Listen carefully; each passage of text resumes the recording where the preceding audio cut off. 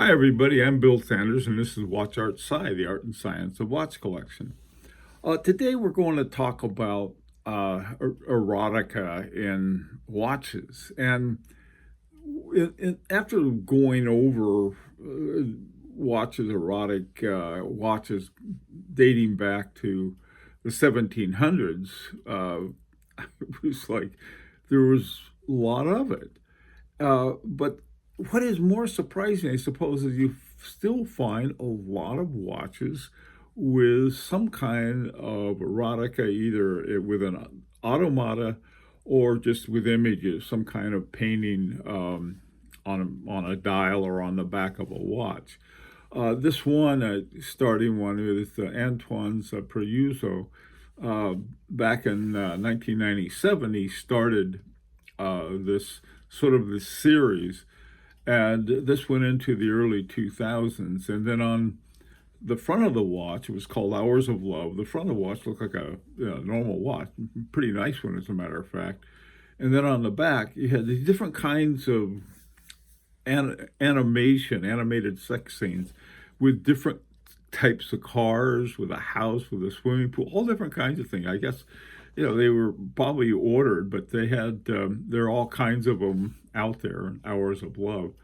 A couple of years ago, in 2019, Ulysse Nardin came out with what they called their Classico Manara manufacture. Now, this was called Manara because Milo Manara, who is a graphic artist for graphic novels, he's a cartoonist, I suppose. There was a series of watches. They made 10 watches that sort of told a story about a girl who was on a boat and then decides to dive in the water, and then a shark comes to eat her, but instead a mermaid saves her and a mermaid eats her. And these things are $26,900. The caliber UN 320, 4 hertz, 48 hours. Fairly, but fairly expensive. In gold, they're $34,000.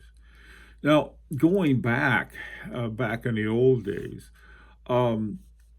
Beauvais had a big business with the Chinese royal court. And here's one from 1800 that's a automata that he set up, and he took to China, and they sold out. Early on, he took like 4 or 5 over. First time that they went to China, came back with $1 million, and so started doing that until it was he couldn't do it anymore because of certain things that were going on in China. And there are different kinds that they had back then. This one called Theater of Love from 1820. You look at it and it looks like a normal pocket watch, and then you open the back and this couple are going at it. A Breguet at Fields, Clavicade from 1820 on a horse. I don't know, it's sort of like, oh, what we do? Let's have a couple on a horse having sex. Not with a horse, so. Now, some of the ones, this is a more recent one from Blanc Pond. Here is La Brassa Carousel Minute Repeater. Minute Repeater Carousel watches.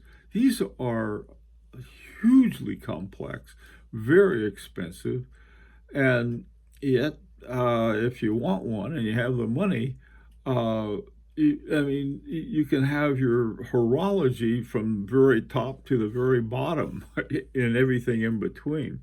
But this was another one that, and again, you have your individual taste on that. Finally, you have certain ones. Ulysse Nardin, they seem to have every other year or something. They have a new one that is part of their erotic series. Here's the one from 2017 is called the Classico Hour Striker Pinup.